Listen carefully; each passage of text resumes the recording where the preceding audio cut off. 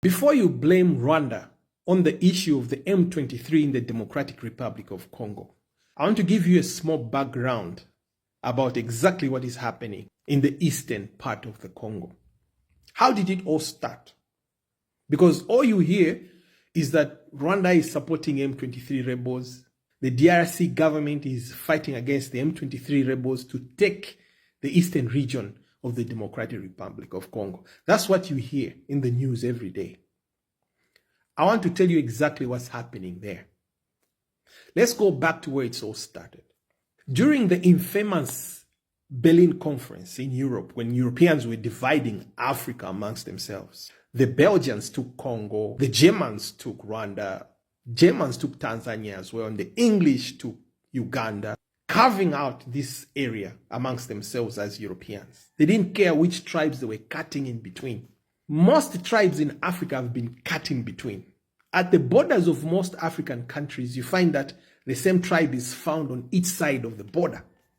It is very common across Africa because the Europeans did not care how they are dividing these tribes. All they did is just, you're taking this, we're taking this, you're taking this, we're taking this. So that's how they divided the DR Congo, Rwanda, Uganda, Burundi, Tanzania, around that area. And the Tutsi tribe ended up having its territory divided between two countries, Rwanda and the then Zaire, which is today's Democratic Republic of Congo. Now, why are the M23 rebels fighting against the Democratic Republic of Congo forces and the United Nations in the eastern part of the Republic of Congo? And who are the M23? The M23 rebels are a rebel group that was formed by the Tutsis themselves to defend their territory, which is the eastern part of the Democratic Republic of Congo. Now, to defend against who? Against the Democratic Republic of Congo government, which has been trying to take over their land, the eastern part of the Democratic Republic of Congo, for decades now. You might be wondering how a group of people might be trying to defend themselves against their own government in their own country. Yes. That's the Democratic Republic of Congo. There is no rule of law. Everybody for himself. If you are weak, you are displaced. And this is what happens. Countries like the United States, China, and Russia have gone to the Democratic Republic of Congo, have chosen territories that they want to take over, and they've armed tribes that live there to fight off some tribes. So weaker tribes are taken over. So every tribe in the Congo DRC has to arm itself to the teeth. Those who have more arms and stronger, they take more territory. Government is in on it. The United States, the EU, they use the United Nations troops as cover for gang warfare that is going on in the DRC. There's no government in the DRC. They call themselves government, yes, because they run things from Kinshasa. But in actual fact, they are a gang that represents the United States, France, and others to loot the DRC. And what do? The Democratic Republic of Congo forces themselves will go out there and displace their own people off their land and allow American, British, and Belgian and French companies to be mining on those lands while the indigenous people on those lands have been displaced into refugee camps. Some have been displaced into other countries. Generations are born outside the Congo because they can't go back. They've been displaced and their lands are being guarded by the gun. Under the watch of the Democratic Republic of Congo government. This is why the Tutsis in the eastern part of the Congo armed themselves, starting with the Banyamulenge, now with the M23.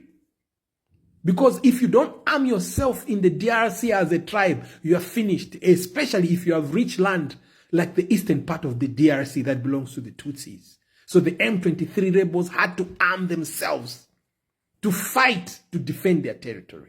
The eastern part of Congo is rich with uranium, lithium, and other semiconductor minerals that are used to make phones and drones and everything. So now, the world is moving towards drones and phones, these smartphones and everything. And electric car batteries and everything. And these minerals are in abundance in the eastern part of the Congo. Are you following me? So government forces are fighting to take the eastern part of the Congo away from the Tutsis. The Democratic Republic of Congo government is not being very honest. The truth is they are fighting to take away the eastern part of the Congo so that the United States and other countries can enjoy exploiting those minerals in the eastern part of Congo after displacing the people, the Tutsis, the rightful owners of the eastern part of the Congo. Now, how does Rwanda come in? Follow me now. Rwanda comes in because there is a Tutsi government in Rwanda. And they are one people, by the way. They are just divided by the borders. They speak one language. They have one culture. They have the same religion. So they went to Rwanda and asked for help from Rwanda. So what does Rwanda do? They are countrymen. They are clansmen. Can they let them down? No. Because even when they are mining their own land as Tutsis in the eastern part of the Republic of Congo, they are not going to export their minerals that they are mining from there through Kinshasa or through other places. They have to find safer routes that they trust. So where are the safer routes to get the minerals out? It's Rwanda and Uganda. Do you understand what's going on here? So they fostered a relationship with Rwanda. Now, what does Rwanda benefit? From the exports, of course. One. Number two, after the genocide in Rwanda, it was a fight between the Hutus and the Tutsis. The Hutu tribe also is found in Democratic Republic of Congo, and it was divided in half by the Europeans. It is also found in the Democratic Republic of Congo, by the way. This is how complicated this whole thing is. So now, the Hutus, after being defeated in Rwanda, they escaped to the DRC. So when they escaped to the DRC, they were regrouping there to come and overthrow the government by force in Rwanda. So I said, how does the Rwandan government benefit from this scenario? Number one, I said, exportation through Rwanda of minerals. Number two, national security of the Rwandan government, the Rwandan people, has to be guaranteed. How? Because the Hutus could regroup and attack Rwanda again. So how do they guarantee national security as Rwanda? They have to keep those Hutus in the DRC in check. So how does Rwanda do that? They use their clansmen, the Tutsis that are found in the DRC, to keep the Hutus in the DRC in check. Do you see there? So that's the second way that Rwanda is benefiting from the relationship that it has with the Tutsis that are found in the DRC. Now, the DRC government is not being honest because they are trying to push the Tutsis out of the eastern part of the Congo, saying they have to go back to Rwanda. Where do they go back to? The eastern part of the Republic of Congo is their land. It is their land. You cannot expel a people and leave their land. The DRC government is not being honest. What they want is the minerals, the uraniums and the lithiums and other semiconductor minerals that are found in the eastern part of the Congo, the land that belongs to Tutsis. So they want to expel the Tutsis from there to Rwanda. You cannot, because these people is their land. The Europeans just divided it and said, this is Congo, this is Rwanda.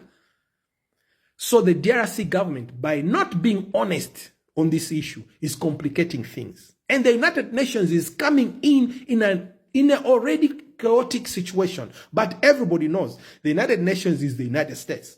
So the United States has interest in the eastern part of the Republic of Congo because it is rich with semiconductors, which are important for nuclear arms production, drones, and all these phones and car batteries and airplanes and everything in the eastern part of the Congo. That's why the war is concentrated on the eastern part of the Congo, because the United States and its allies are fighting to push the Tutsis off their land because their land is rich with minerals that are used in making of semiconductors, drones, and nuclear weapons. This is why they are fighting hard